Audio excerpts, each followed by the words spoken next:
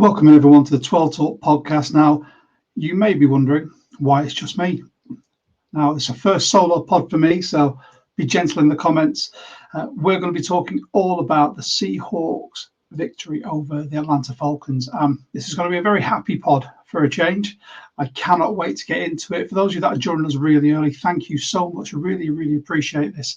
Now, as you can see from the box over here, I'm going to be going through your highlights. My winners and losers. Are we witnessing the birth of the Legion of Boom 2.0? And as always, we've got your comments and questions.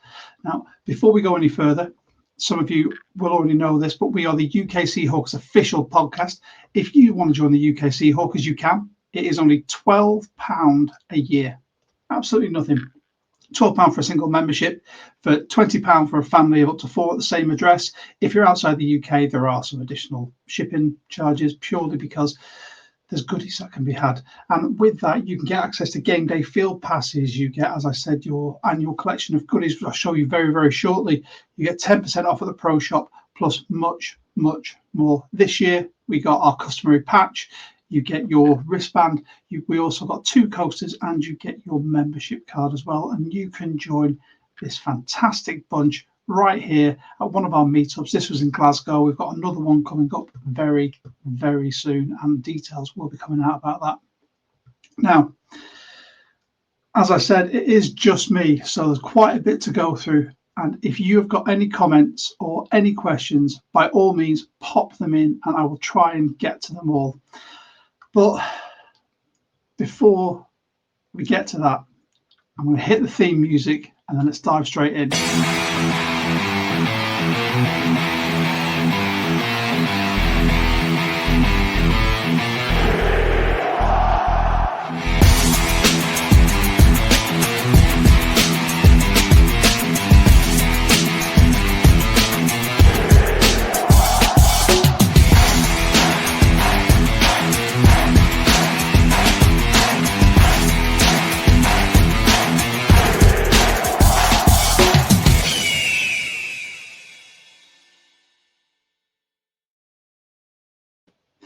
Thanks again to everyone for tuning in. If you are new to the channel or you've just stumbled across us, by all means, like this video. It really helps us. Subscribe to the channel. We want to reach more and more 12s, and also hit that notification bell. And also, you can join our Discord. It's completely free. It is down there in the description box. Come and join us. There are 12s from all over the world, and we're chopping up and talking Seahawks all day, every day. And if you really want to support the pod, and you can, buy me and Mitch a coffee. We're a self-funded pod. Anything that you can give really helps us keep this thing ticking over, as well as the YouTube subs. We're very close to being able to actually earn something from this, which would be lovely. But apart from that, you can buy us a coffee, a beer, or a pizza. Well, first, shall we get into this? So the Seahawks had what's the best way to describe it? A typically Seahawks game, I suppose. It was one of those where the first half we genuinely had no idea what was going to happen, and then in the second half we turned it on. The Clint Kubiak, who I'll get to very soon, seems to flick a switch and remembers how to play OC, which is absolutely fantastic to see. That first half, I was in the watch party as a silent member this week, but there was a lot of frustration. There was some calls that were mind-boggling. We couldn't get out of our own way. And then the second half came about, and instantly, straight away, you had that Rashid Shaheed kickoff return, first one of his career, and it was a 100-yarder. Absolutely amazing. Now, I can't wait to hear what you guys say about this. As you can see, your comments are coming up down there, and I'll be getting to them very soon. But we also have my highlights. So my highlights for this were probably the same as everyone else's. There's so many to go through, especially from the defensive side, but I don't just want to sort of harp on about that. I don't want to keep glazing the players I always glaze, like Zach Charbonnet, who I thought was fantastic. I thought Darnold did really well as well. I mean, 3 touchdowns for him, all in the second half, 2 for JSN, 1 for Cup. Brilliant. But I have to point out that Rashid Shaheed kickoff return for 100 yards was just amazing to see. And when you listen to Mike Mack, you listen to the players as well. Mike Mack called that at half time. He said to Rashid Shaheed, he was like, "You've got this. You're going to take this back for a TD." That, as a player, is the belief you want from your head coach. And just on a quick sidebar, I've just watched the Mike McDonald show, and the way he talks about coaching is so refreshing. It's talking about coaching the process. It's talking about not sort of what do we do, it's the how do we do it and why do we do it, which is absolutely fantastic. He mentioned one of my personal favorites, tackling. And it's not a matter of why we do it this way or how we do it this way. It's why we do it this way. How do you get yourself into those positions?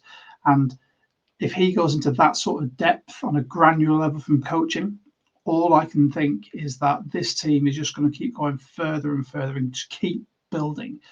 So that was my first highlight. Absolutely loved it. And my second highlight was from a player that we all love, and it's Spoon's interception. Now, it wasn't the cleanest of interceptions, but it was a fantastic interception. You had so many players around the ball. You had one of our personal favourites on the pod, Derek Hall, who got up there making an absolute mess, just getting his hands in the way for Spoon to come down. I mean, he has been a player that we all know, we all love, but he hasn't filled up the stat sheet this year.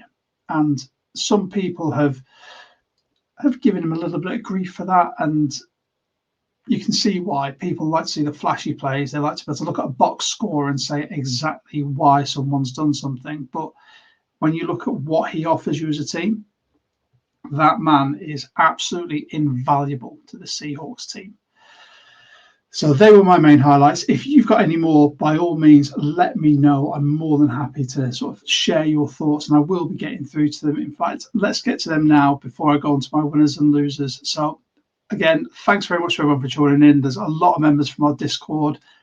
Amy, just Reek, love it. You know what? I this is going to be, and it might be because I'm on my own. I feel vulnerable, but I'm not going to go in at Reek because I think he has steadily improved. Apart from this, it is a dumbass taunt penalty. And it's twice now that we've seen it, but I think it's very much a matter of he's really starting to feel himself. But he does need to put himself back in that box where he's a professional athlete, and it's not a matter of I've just hit you so hard, stay down. It's a matter of that is your job. You hit someone hard, you get back up, and you go right straight on to the next one. That is all we need. So just having a quick look as well. It's very difficult this when it's just one person. Amy as well, Demon Worry. We've got Space, FTW with the Nick 6. I love that. I'll get through to more and more of your comments as we go through. But from a winners and losers standpoint, this was weird because I had so many players written down on my little pad, and it was just difficult to pick because there were players like, I'll give you an example. I wrote J-My down purely because J-My so far this season has 135 points. He has 86.1% of a field goal percentage, 100% from extra points. He had 12 points against Atlanta. In the last 6 games alone, he's had 10 plus points every game. Now, make from that what you will. Is that a matter of we're relying on him too much? Or is that just him doing his job efficiently? And Jonas, as you can tell, I'm not feeling 100%. I don't have a fever, but I am going to start giving Reek his flowers. He is starting to become that cornerback that I think might want to keep about. I'm not 100% convinced, so don't take this as me completely flipping a coin on him. But I think he's come a long way. It's probably the best way of putting it. He, however, isn't one of my winners because I couldn't bring myself to do that at all. My winners for today, I don't think it'll come as any surprise to anyone. I have got Nick Eamon-Worry as my first winner. He has just been an absolute revelation. How people let Mike McDonald get their hands on Nick Iwamori, it's beyond me.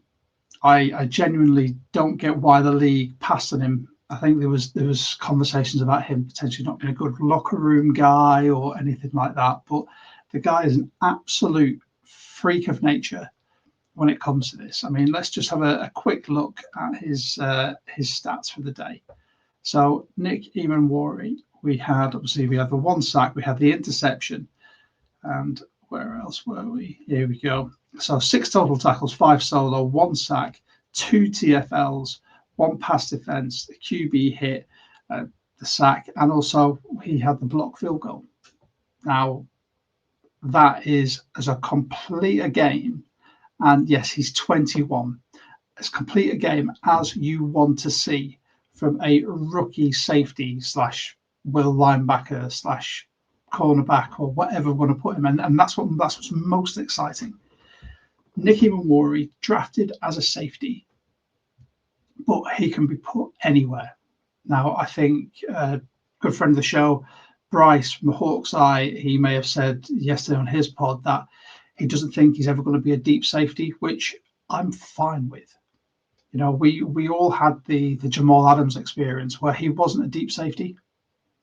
He was purely a box safety. And if that is what Iwamori is going to be and do it effectively, I am fine with that. When you look at the rest of the safety group, you've got Julian Love, who's a leader in that team. You've got Ty Carter, who's really come into his own, and the tender we're going to put on him is going to be higher than some people want to pay. I hope we keep him because the development he's shown has been fantastic. Kobe Bryant, who unfortunately may have played his way into a bigger contract than we're willing to give, which is really, really sad to see. We love Kobe. We said coming out of the draft, we thought he was going to be a fantastic player. I have my opinions about him as a cornerback, but the transition to safety has suited him so well that you really can't ask for anything more. In the wake of Julian Love being injured, he's come on board and he's just taken that starting safety role by the scruff of the neck. He's calling it out. He's a leader. He's telling people to follow him, and that is exactly what you want. But unfortunately, unless we're willing to pay him the bag, he may not be a Seahawk next year, and that is going to be really sad to see. But wherever he goes, you know he's going to excel. I'd love to see him stay as a Seahawk because we started the transition to safety. He is now nearly reaching his final form, and I think he could go really far into making this a Super Bowl winning defense. Second winner, again, to no one's surprise, is Raheed Shaheed. We've been waiting for his breakout game, and if that was Iwamori's breakout game, this was Shaheed's breakout game. 100-yard, kickoff return, absolutely brilliant. 4 receptions, 67 yards, an average of 16.8. He didn't get on the score sheet, but he had a 33-yard as his longest reception, which is absolutely outstanding. He is really, really starting to gel with Sam Darnold, which is exactly what you want at this point in the season. If you've now got, obviously, Torrey Horton is injured, but then you've got Cooper Kupp, who got a TD this game, which, thank the Lord. You know, you've got JSN, who is just doing JSN things. And then you've got Raheed Shaheed, who is showing himself to be an actual weapon as well. What more can you want from this receiving team? And then you look at the tight ends. You've got, unfortunately, Arroyo might be out. Then you've got Barner, who has become tight end 1, Callerup, and you've got Saubert, who's coming back in. You know, he's eligible to come back off IR, and he is also a receiving, I won't say threat, but he's a safe pair of hands, as well as giving you that, the blocking option. Absolutely brilliant. So, yeah, I've got Raheed Shaheed as my second winner. And my third winner is someone that I think, listening in our watch party, in our Discord last night, he caught a little bit of flack. And he's catching a bit of flack from various angles at the moment. And it's Clint Kubiak. Now, I know people who are more in the know about the schematics and whatnot will probably challenge this. However, when you look at what he's managed to do in a second half of football, in 2 games now at least, and just turn it around so we actually score, shows, in my opinion, an absolutely, it's a brilliant sign from a coach where you can reevaluate yourself at the half, where you'll go in with a game plan and you'll go, that isn't working. And you will change what you're doing, having seen what's happened on the field, seen what players are out there, seen how the opposition is, man marking or manning up your team. And he did that this game, 3 offensive TDs in the second half. I think the run game started looking better as well. I think the fact that he's a young coach, he's got this ability, whether that's with Mike McDonald in his ear or he's just genuinely reflecting on what he's doing. I'm really starting to see why Mike Mack put his faith in someone like Kubiak.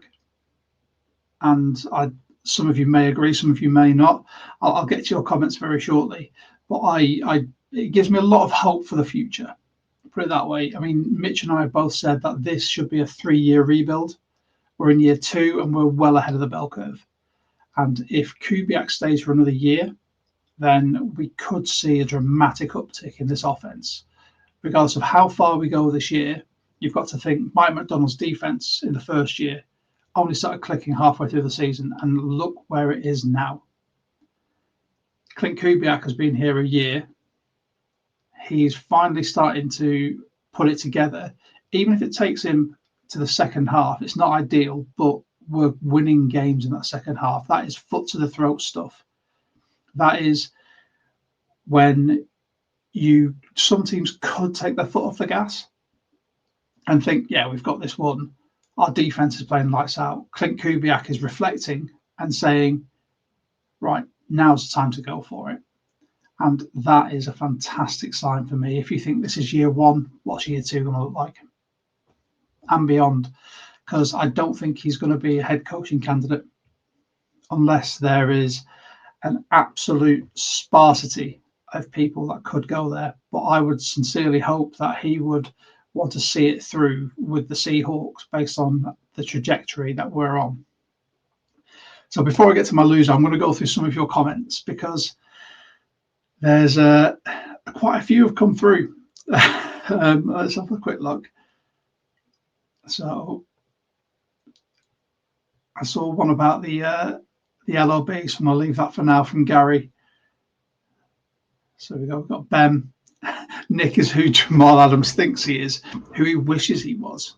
Jamal Adams had all of the hallmarks to be able to do what Nick's doing, apart from the fact that Imanwari can catch a ball and doesn't have a glove that looks like it's full of carrots, as Mitch said.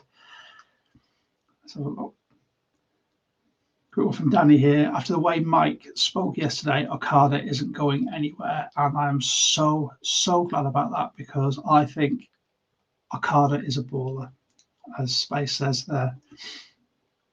Right. Oh, nice one here from Jonas. Kobe will be the 2026 Geno Stone.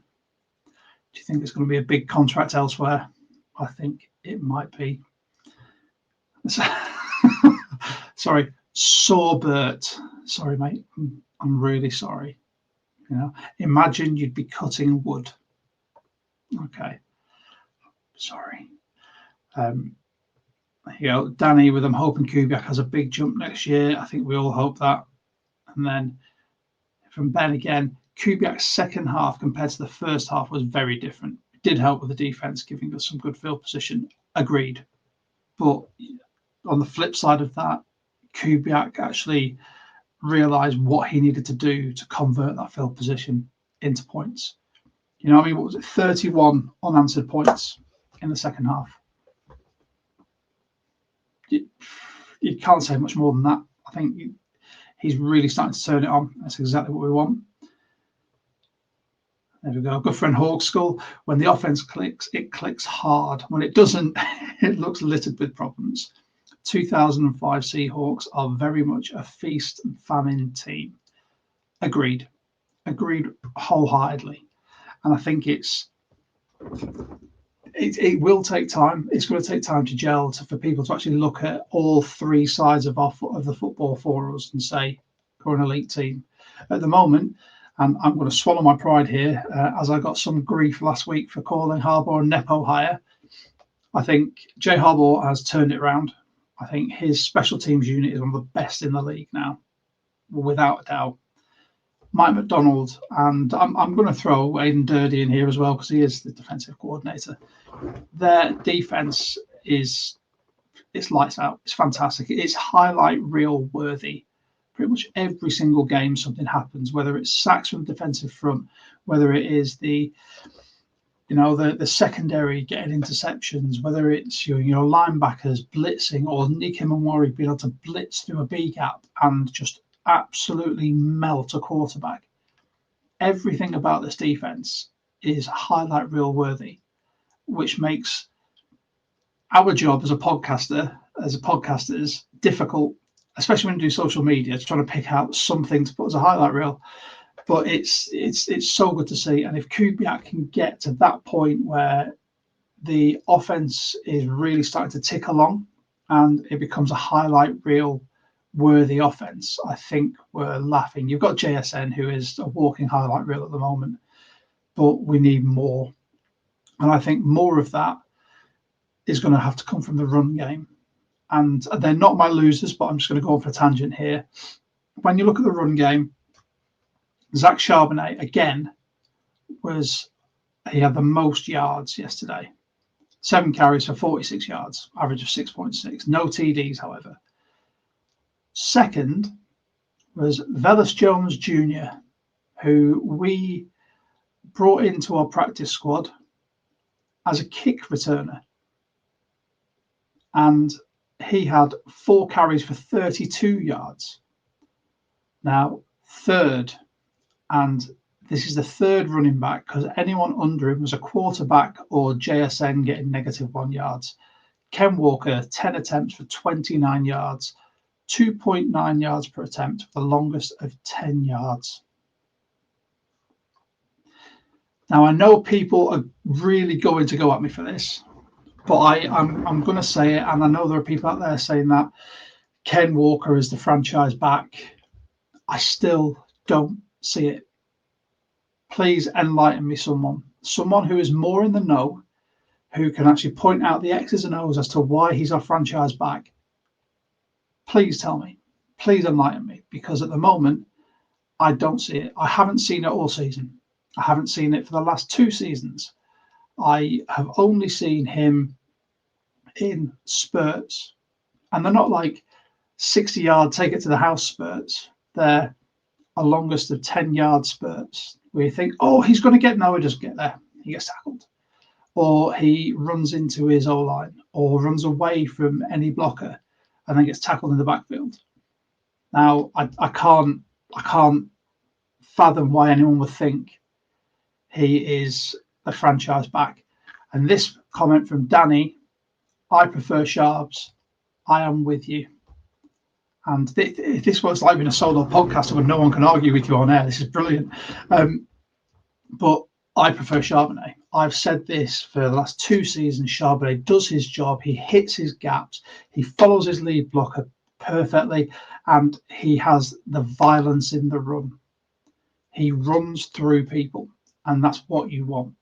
Ken has shown signs where every now and again he'll want to run through someone. But then it's like he does it once and you think, yes, he's got it. And I don't know if it's a matter of he stops and reflects and goes, oh, that hurt a bit. I'm going to try to run around people. Or that's just not him. I'd love to be enlightened by this. And don't get me wrong, was very high on him when he came out of Michigan State. I thought he'd be a fantastic addition to any team and was thrilled when we got him. But he just hasn't made the jump that I would have anticipated someone of his caliber, especially playing an outside zone run scheme now. I thought there would have been more gaps for him to hit. I thought he would have been able to take it around the tackle, or off the edge past the, the blocking sort of tight ends, but no, nothing. It's always just Ken trying to do more than what is offered and getting a lot less than what he should be. So here we go. A couple of comments coming in here as well. So Ben, I think Ben's been better than last season. His average yards per carry is up to 4.5 from 3.7. Still not elite numbers in my eyes. And then Danny, he just seems to do as he's told. Just run, get a yard or two, doesn't cut time and time again for big losses when he's talking about Charbonnet. And then Yannick is in here.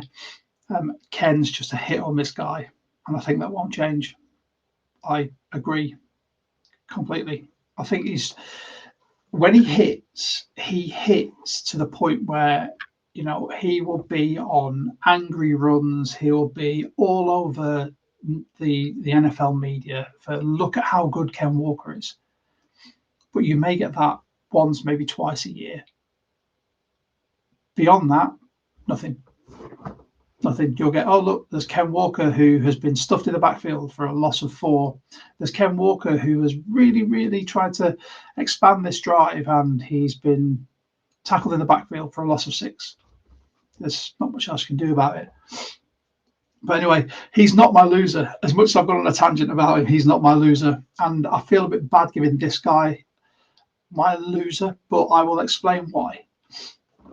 My loser for this week, and it was a difficult one because I thought there was so many facets of this game that was so good, was Charles Cross. And I may get some heat for this, but he was beaten for that sack off James Pearce. Was it 3rd and 12 on our 9, and he was thoroughly beaten. And it's not the first time it's happened this season.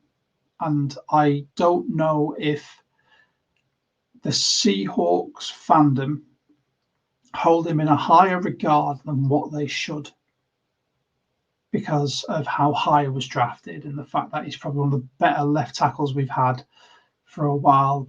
Dwayne Brown in his heyday, but he was probably the last good one we've had. I can't give Cross his flowers until he shows me he's an elite left tackle, game in, game out. An elite left tackle who doesn't get beaten like he has been over the past couple of games, because that is not elite. When you look at someone like Trent Williams, doesn't get beaten like that. Even when it's someone who is quicker off the edge, Trent Williams is an elite left tackle, gets to them and stops them. And that's it's kind of my only issue with Cross at the moment. He's not showing the attributes to be elite. He's good. With more coaching from someone like John Benton, he could become great, but he's not elite. So I've had to give him a loser this time, and I feel a little bit bad for it, so I apologise. But Danny's with me as well. Cross 100% agreed. Looks sluggish. I thought he may have an injury. He may have an injury, and if he does, then that's perfectly understandable. But if he doesn't, it's just bad tackle play. Now, I want to give a very, very quick shout out to our sponsor of the pod, Flying V. So Flying V are a UK vintage sportswear company who have very kindly partnered with us. They have an array of things. If you're on Discord, we had some exclusive stuff come in there as well. We had a Seahawks windbreaker, and we had a Ricky Waters champion jersey that came in there as well. But if you're not in our Discord and you want to give them a try, the link is down below in the comments. You can even use our code 12talk and you'll get 20% off whatever you order. Can't say much fairer than that, can you? The next thing I wanted to discuss is the title of the pod, and I did have all this queued up, but my computer is doing some weird update due to my DJing software. So it is, are we witnessing the birth of the Legion of Boom 2.0? And I know there's going to be a lot of people that don't necessarily agree with this, but I had a look at the stats earlier, and I was surprised, put it that way. Let me just pull this back up. So Seahawks, where were we? 2014 stats. Now these surprise me, but I think it also goes to show exactly what Mike Macdonald's doing. So 2014 Super Bowl winning team. Okay, defensively with the Legion of Boom, they were outstanding. You can't say anything less than that. So let's have a quick look. 2014 sacks at the whole season, 41. Oh, sorry, 2025, we have 41 sacks so far this season. 2014 total sacks, 37. 2014 interceptions, 13. 2025 interceptions so far, 15. And bear in mind, this is like a 16 game, if not beyond, into the Super Bowl view of this. Tackles in total, 2014, 936. This year alone, 1,030. Now, I think tackling stats are a bit of a misnomer because it's fantastic you're putting the tackles in, but it's also very much a why are you having to put the tackles in? And this year, I don't think we can blame that at all on our D-line because they have been exceptional in the last couple of years. And I've said this on the pod, the reason our linebackers have so many tackles is purely because everyone is running through our D-line. But I'm going to put some parallels up here, and I want to see if you guys know or agree with me. So what did the Legion of Boom have? Let's start with middle linebacker, totally in command of the scheme and his team, Bobby Wagner. What do the Seahawks have now under Mike Macdonald? A middle linebacker who is totally in command of the scheme and this team in Ernest Jones. Tick. What else did they have in KJ Wright? They had a will linebacker who was seen as a fantastic deputy. I believe he was the highest tackler as well for that year, for 2014. Let's double check. Yeah, with 107 tackles. This year, we have got someone who's come out of the woodwork in Drake Thomas, who has 68 tackles currently, and he's played 13 games. Oh, you've got Ernest Jones, who's got 94, he's only played 11. So that's just the linebacker play. Okay, I won't include edges and whatnot in this because that's a completely different part of the team, in my opinion. They're the big boys up front. Then let's go back and have a look at the corners. You had an X-factor, game-changing corner who could talk the talk and walk the walk in Richard Sherman. And we have now got Devon Witherspoon. On the other side of Sherman, you had a plethora to cycle through. You had Byron Maxwell. You had your, let's have a look.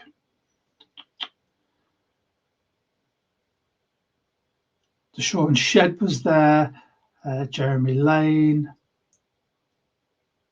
There was multiple on there. And what we got, you've got Josh Jobe, who was a relatively unknown, who's come into the fore. You've got Tariq Woolen, who, I will give him his flowers, has been decent as well. And then the safety room. This is where it gets exciting for me. Because at safety, you had Bam Bam and Earl Thomas. Okay, an absolute ball hawk in Earl Thomas. And then you had Bam Bam Cam, who was just an absolute hammer at safety. What have we got now? You've got the absolute hammer multi-tool, which is Niki Mwori. And then beyond that, you've also got your ball hawking, commanding safeties that are Kobe Bryant, Julian Love, and then you've got Tyre Carter as well.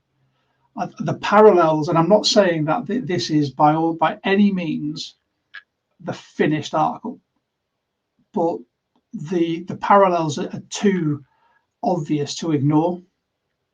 And the fact that you look at the top line metrics there of sort of tackles, sacks, and interceptions, this team already has surpassed the Legion of Boom. I don't know if I need to say any more. That goes to show just how elite Mike McDonald's defense is. And it is a sight to behold, and it's only going to get better. You've got to think, if the next draft class we possibly look at an edge rusher which fits into the scheme, you've got the off season as well. There's free agency. You might pick up another cornerback who he thinks you're my type of guy. If that is the case, I think we are in good stead to really show up and show out. And it's so exciting to see. By all means, if you don't agree with me, you can pop them in the comments. I'd love to read these. If you've not tuned on the live and you're tuning in later on, then I love reading them. I try and respond to as many as possible. We'll also be cutting this up and putting it out on our social media, so make sure you hit us up on there as well. And yeah, if you do want to follow us on social media, it's all down here. So you can follow us at 12 Talk Pod on Instagram, TikTok, Facebook, and X, where you'll be able to speak to me and Mitch. We're always in the comments there as well. But I think it's time. I've had a big old ramble and rant. I'm going to get through to your comments and your questions now, and then we'll wrap this up as well. Because, yeah, I don't know how people like Bryce and Dan Viennes do this by themselves. I love having a partner in crime to bounce off. So let's go through. Rich has come in here to say, hopefully we see a huge game off K9 for the Rams game. That game is getting bigger and bigger as the weeks go on. I completely agree with you. It's because the Cardinals couldn't do us a favor. The destiny's now in our own hands. But then again, you can't rely on the Cardinals to do a lot, can you? They can't even win games themselves. Let's have a look. And then got Ben here again. It's surprising Charles Cross has struggled at times when he's inside at left guard. Has been 100% better this year. But yeah, he's getting beaten on the outside. He's had his moments still, but he did struggle yesterday. If you had to pick someone, he did. And it's playing with Gray's Abel, I think, has helped him massively, because last year Laken Tomlinson was just a revolving door, which meant that Charles Cross had to do what Abe Lucas is doing now, having to constantly look inside and see, do I have a job to do there or not? He's completely secure in his inside. He's getting beaten on the outside. And for a left tackle who one of his biggest attributes coming out of the draft was his foot speed, being able to move to the outside, that's concerning, because if that's how things are going to go, then I don't know what else to say with it, really. All right. And Gary had a comment early on, so I want to bring this up, Gary. Don't think this defense is comparable to the L.O.B. This team is different, as the whole team is connected, and I love that. I believe the culture is far more sustainable for the long term, and I could not agree more. For anyone who's, there's some comments just come in there that I'm going to have to highlight. The reason I pull up the comparison with the L.O.B. is purely down to how highly thought of and much vaunted that defense was. And if you try and put it into a different term, that it doesn't say L.O.B., people don't really pay attention. But when you look at the L.O.B. and how elite they were compared to what we have now statistically is better.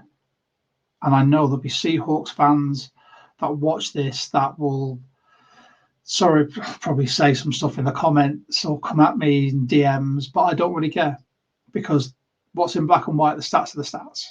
The culture, I love for this team. And as a sports coach myself, culture is everything. If you want buy-in from players, you create a culture that people want to be a part of. And Mike Mack and his coaching team are doing that. And it is amazing to see.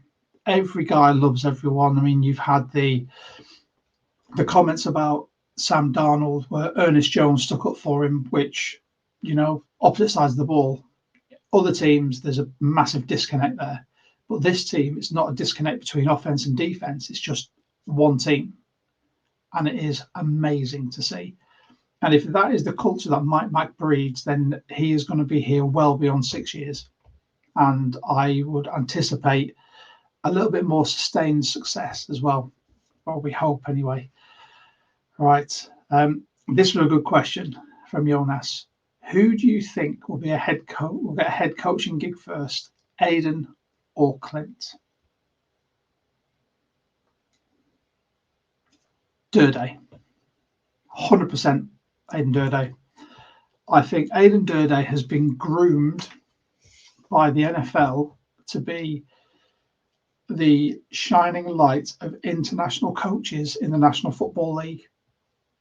I think when you look at his pathway from his sort of apprenticeship to, being like a linebacker coach, D-line coach, and then going up to offensive coordinator and now where he is now, I think he's been given that time under Mike Macdonald to learn the intricacies of an elite defense.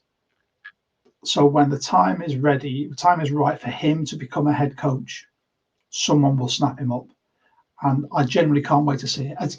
As a Brit, I'm a bit biased.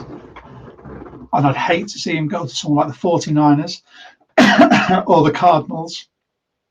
He won't go to the Rams, but I generally think he'd be the first over Clint Kubiak. I think everyone who's ever been coached by Aiden Durday says he's a fantastic human being. He's a great coach. He gets the best out of people, and people really, gravitate towards him. I mean, look at Big Cat and him doing the celebration together on the wing cam. This one from Ben. English media will pee their pants when Aiden becomes a head coach. Yes.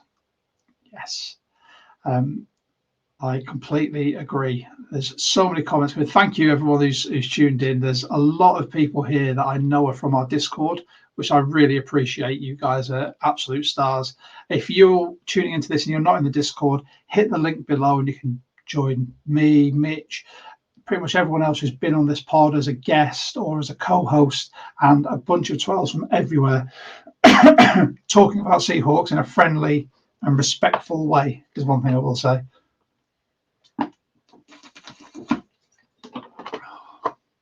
It's another reason why I need a co-host, so you can have a drink without having to stop. All right, let's have a look. So you guys are coming in hard with all these comments. All right, let's have a look. There you go, Ben. I think we're witnessing another elite defense in Seattle, but the L.O.B. with the L.O.B. These guys are their own thing. I completely agree. And there were two comments that came in that I really, there you go. Nasty Golf 7. It's not L.O.B. 2.0. It's M.O.B. I love it. That M.O.B. movement over BS, for anyone who's on audio, or mission over BS, there we go, as corrected there, I think is fantastic. And then you've got the death zone defense, which I don't know if anyone listened to why it's called the death zone. Obviously, we all thought it was corny as hell and still do, but AD brought into light, because I believe it was when you are climbing Everest, wasn't it? Someone can correct me here in the comments. When you're climbing Everest, there is that part where is the death zone, which you need to push through in order to survive. And that's where that came from. And if that is the case, I absolutely love it. Right. There are so many comments. You guys are on it tonight. All right. And I think Ben may have shared a link into why it's called the death zone. But I mean, with that, guys, it's been 45 minutes of me whispering on with you guys being part of this. I just want to say a massive thank you to everyone who tuned in. You are all absolute heroes and have saved me from looking like a mentalist talking to myself. Here we go, Gary. Before we leave, the death zone is above 20,000 feet and about thriving in that environment. Absolutely love it. Love it. All right, guys, I'm going to leave you to the rest of your evenings. But if you're new to this, by all means, like this video. If you're watching this, like this video. It helps the YouTube algorithm push us out to more and more people, and it means that we can get more people in the Discord talking Seahawks. We'll get more people in the comments talking to you guys as well. Discord link is down below, and if you're feeling generous, as it's nearly Christmas time, buy me or Mitch a coffee or a beer or a slice of pizza, whatever you want to do. The link's down there. It really helps us because, as I said, Mitch and I self-fund. There is no money that comes in from sponsors. It all comes from us to put all of this on for you weekly. That includes the Discord and everything. But we're happy to do it. We just really, really enjoy your guys' company. But with that, I want to say a huge thank you to all of you. I want to say a massive thanks to everyone who tunes in after the live. And if you haven't already, find us on YouTube, Spotify, Amazon, Apple. You can find us at 12 Talk Pod on Instagram, TikTok, Facebook, and X. Make sure you check out Flying V. Also, make sure you check out the Robin Cancer Trust. If you or anyone you know has been affected by testicular or ovarian cancer, you can check them out, and they have life-saving initiatives. That's all in the comments and the section down below. And from me to you guys, I'm going to say turn it up to 12, and there's only me to do it. So it has to be in sync, doesn't it? So I'm just going to leave you with a go home.